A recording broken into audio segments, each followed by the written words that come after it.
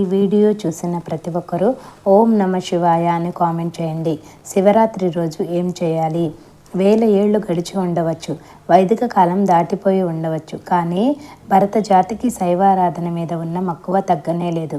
ఆ ఈశ్వరుడు ఐశ్వర్యాన్ని ప్రసాదిస్తాడనో, మృత్యుంజయుడై ఆరోగ్యాన్ని అందిస్తాడనో మాత్రమే కాదు, సృష్టితత్వాన్ని బోధపరుస్తాడని, సంసారం నుంచి విముక్తం చేస్తాడని ఆయన చెంతకు చేరతారు. అందుకు ఒక గొప్ప సందర్భమే శివరాత్రి. మన పండుగలన్నీ పగటి పూజలతోనూ పిండి వంటలు ఆరగించడంతోనూ గడుస్తాయి. కానీ శివరాత్రి దీనికి విరుద్ధం. ఉపవాసంతోనూ జాగరణతోనూ రాత్రివేళ పూజలతోనూ శివరాత్రిని జరుపుకుంటాము. శివుడు లింగ రూపంలో దర్శనమిచ్చిన సందర్భం శివరాత్రి అని చెబుతారు. దీని వెనుక ఉన్న కథ కూడా చాలామందికి సుపరిచితమే. బ్రహ్మ విష్ణుదేవుల మధ్య తమలో ఎవరు గొప్ప అన్న వాదులాట మొదలైందట. ఈ సమస్యని తీర్చేందుకు వారిద్దరూ శివుని ఆశ్రయించగా ఆయన ఒక అగ్నిస్తంభంగా అవతరించాడు. ఆ అగ్నిస్తంభపు చివరను ఎవరైతే తెలుసుకోగలరో వారే గొప్పవారంటూ శివుడు సూచించాడు. అంతటా విష్ణువు వరాహ రూపంలో స్తంభపు దిగువ భాగాన్ని పెళ్లగిస్తూ, బ్రహ్మదేవుడు హంస రూపంలో స్తంభం పైభాగంలోకి ఎగురుతూ దాని ఆద్యంతాలను కనుగొనే ప్రయత్నం చేశారు. చివరికి వారిరువురు కూడా శివస్వరూపానికి మూలం తెలుసుకోలేకపోవడంతో శివుడు వారి ముందు లింగ రూపంలో దర్శనమిచ్చాడు. అదే శివరాత్రి నాటి అర్ధరాత్రి వేడుకగా సాగే లింగోద్భవ సమయం. లింగోద్భవ కథని వింటే మనకు శాస్త్రవేత్తలు చెప్పే కొన్ని సంగతులు గుర్తుకు రావు. ఈ సృష్టి అనంతం, ఇన్ఫైనైట్ అన్న దానికి సూచనగా ఆద్యంతాలు లేని అగ్నిస్తంభం కనిపిస్తుంది. సృష్టి ఎలాగూ అనంతం కాబట్టి అందులోని ప్రతి చోటు విశ్వానికి ముఖ్య కేంద్రమే అన్నదానికి ప్రత్యేకగా లింగారాధనకి చెప్పుకోవచ్చు. ఏకాదశి వ్రతం ఎలాగైతే దశమి నుంచి ఆరంభమవుతుందో, శివరాత్రి కూడా త్రయోదశి నాటి నుంచే మొదలవుతుందని శాస్త్రాలు పేర్కొంటున్నాయి.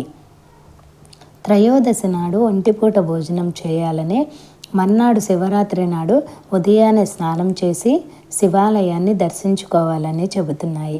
ఇక శివరాత్రి రోజంతా ఉపవాసం చేయాలన్నది తెలిసిందే. శివరాత్రి నాటి జాగరణతోనే ఆ ఉపవాసం పరిపూర్ణం అవుతుంది. జాగరణ అంటే కబుర్లతో కాలక్షేపం చేయడమో, సినిమాలు చూడడమే కాదంటున్నారు పెద్దలు. శివనామ స్మరణతో, శివ ధ్యానంతో మనసుని ఆయనము ఎందు లయం చేయడమే జాగరణ లక్ష్యం. శివరాత్రి రోజున జాగరణే కాదు, ఆ రాత్రివేళ ఆయనకు అభిషేకం చేస్తే మరింత ఫలం చేకూరుతుందని పురాణాలు పేర్కొంటున్నాయి. అభిషేక ప్రియుడైన శివునికి శివరాత్రి తొలి జాములో పాలతో అభిషేకించి పద్మాలతో పూజ చేయాలి. ఇక రెండో జాములో పెరుగుతో అభిషేకించి తులసి దళాలతో పూజ, మూడో జాములో నెయ్యితో అభిషేకించి మారేడు దళాలతో పూజ, నాలుగో జాములో తేనెతో అభిషేకించి నీల కమలాలతో పూజ సాగించాలి. ఇక ఒక్కో జాములోని ఒక్కో తీరులో ప్రసాదం, పులగం, పాయసం, నువ్వులు, అన్నం ఉండాలని, ఒక్కో జాములో ఒక్కో వేదం నుంచి మంత్రాలు చదవాలని చెబుతారు.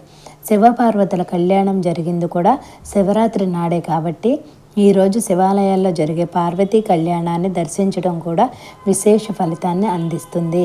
శివరాత్రి రోజున శాస్త్రోక్తంగా పూజలు చేయడం సాధ్యం కాకపోయినా కనీసం శివునికి లింగ రూపంలో అభిషేకం చేసుకోమని సూచిస్తున్నారు.